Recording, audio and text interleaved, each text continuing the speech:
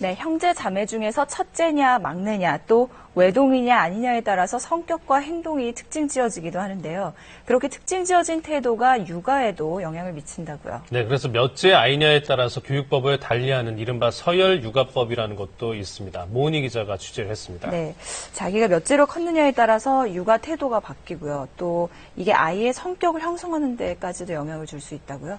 네, 저도 이번에 취재를 하면서 저희 아이들한테 너는 언니니까, 너는 동생이니까 이렇게 해라. 이렇게 좀 은연중에 강요하지는 않았나 반성하게 되더라고요. 네. 특히나 엄마 본인이 장녀라면 자녀 중에서도 첫째에게, 만약 엄마가 막내라면 자녀 중에서도 막내에게 자신의 감정을 이입하게 된다는데요. 태어난 순서에 따른 부모의 양육 태도가 아이의 성격을 좌우할 정도니까 사랑을 전하는 방법도 보다 현명해야겠죠. 첫째, 둘째, 막내, 각기 다른 육아법 소개합니다. 한 유치원 교실을 찾았습니다. 아이가 본래 타고난 성격도 있지만 같은 상황에서 보이는 반응이 달라서 고참 교사들은 행동만 봐도 첫째인지 막내인지 대략 짐작할 수 있다는데요. 아이가 첫째인지 둘째인지 셋째인지에 따라서 혹은 외동인지에 따라서 학교에 놀이할 때 모습, 어떤 문제가 생겼을 때 해결해 나가는 모습이 조금씩 다르게 나타나긴 하더라고요. 아이가 몇째냐에 따라 부모의 양육 태도가 달라지기 때문에 그렇다고 합니다. 첫째한테는 책임감 혹은 동생을 잘 돌봐줘라 뭐 이런 부분들, 그리고 둘째는 부족하지만 무언가를 보듬어줘야 되는 그런 것들을 엄마가 은연중에 많이 내포를 하고 있어요. 아이가 타고난 성격 이외에 환경적인 부분에서 조금씩 변화를 일으키는 거죠.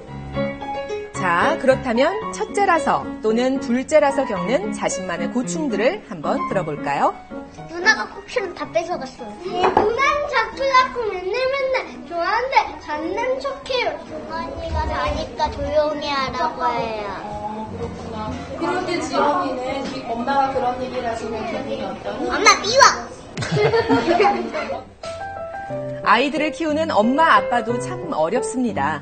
어떻게 해야 바르게 키우는 건지 늘상 신경을 쓰지만 대개는 부모의 모습을 아이는 그대로 닮아가게 되죠. 너 말 안 들으면 문 밖에 나가 너 내쫓아버린다라고 했어. 그 인형이 내가 외출하고 돌아오는데 현관문 앞에 있는 거야. 근데 희재야 이거 인형 왜 여기 밖에 내놨니? 했더니 말 안 들어서 내쫓아버렸어. 이러는 거야. 뒤에 돌아서 생각해보면 내가 그랬던 거야. 내 모습이 그대로. 부모 자신이 몇째였느냐가 자녀와의 관계 형성에 영향을 주기 때문에 평소 아이를 객관적으로 바라보는 연습이 필요합니다. 딸 다섯의 막내예요. 막내다 보니까 받기만 하고 베푸는 걸 잘 못했거든요. 그러니까 얘네들이 리더십이 좀 없는 것 같아요. 저는 삼형제였었어요. 어떨 때는 약간 오빠니까 양보해야지 네가, 동생이니까 또 양보해야지 네가. 그러니까 그런 게 싫었었는데 나도 모르게 또 그게 나타나더라고요. 그러면 아이들 서열에 따른 육아 어떻게 해야 하는 걸까요?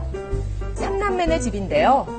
요즘 자주 다투는 첫째와 둘째 때문에 엄마는 걱정입니다. 아라랑 아이가 좀 많이 싸우는 편이에요. 그치? 아라가 워낙 어릴 때 동생한테 불을 다가지고 좀 되게 질투도 많이 하고 욕심도 되게 더 많아졌어요, 평소보다. 관찰 카메라를 통해 평소 아이들의 생활을 살펴봤습니다. 동생이 퍼즐놀이를 하니까 막무가내로 빼앗는 모습이죠. 그거 많잖아. 동생을 밀어내는 것은 기본. 엄마의 제지에도 아랑곳하지 않고 때를 씁니다. 잘 나가서 해줄게 갖고 놀라고 사준 거잖아. 뭘 사도 먼저 해야 돼. 뭘 먹어도 먼저 달라고 그러고 자기가 항상 먼저 해요. 심통이 났네요. 둘째에게는 양보가 없는 첫째지만 막내한테는 다른데요. 예쁘다고 쓰다듬고 뽀뽀도 잘해주죠. 아직은 자신의 경쟁 상대로 생각을 안 하나 봐요. 첫째와 둘째의 갈등 어떻게 해결하면 좋을까요? 전문가에게 갈등 상황을 보여주고 상담을 받아봤습니다. 어머님이 반응 자체가 지금 큰아이한테 이렇게 언어에 대한 반응이 집중되다 보니까 지금 둘째는 자연스럽게 외곽으로 이렇게 돌게 되는 상황이거든요. 이제 아이니 같은 경우에는 언니는 나한테 있어서 뺏어가는 사람. 네, 이렇게 되니까 둘 관계가 계속 안 좋아지고 서로 경쟁하는 관계가 돼요. 큰애, 맏이는 동생들과 모든 걸 공유하게 돼서 늘 서운하죠. 서로의 물건에 대한 구분이 필요한데요. 각자의 물건을 빌려가고 빌려줌으로써 나누는 걸 배울 수 있도록 만들어줍니다.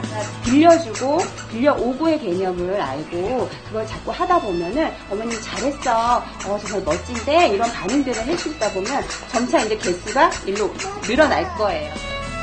위아래로 치일 수밖에 없는 가운데 둘째를 위해서는 따로 시간을 내서 둘째에게만 집중할 수 있는 환경을 만들어주는 것이 중요합니다. 막내는 크면서 손이 형제를 무시하거나 손이 형제가 하려는 걸 다 하려고 드는 경향이 있는데요. 형한테 배우는 거야 하면서 함께의 의미를 강조하는 것이 좋습니다. 다툼이 있을 때 큰아이에게 강압적으로 말하기 쉬운데요. 아이의 의견을 존중해주는 것이 또 하나 중요한 육아법입니다. 마냥 이뻐해주는 게 아니라 너를 있는 그대로 인정해준다라는 사고를 계속 주입을 해주시다 보면은 나중에는 타인도 의식을 해요. 자기가 수용받고 그다음에 인정을 받고 있다라는 확신이 들게 되면 누구한테만 치우치지 않는다는 확신이 들거든요. 그러면 동생을 더 이상 경쟁자로 생각하지 않을 거예요.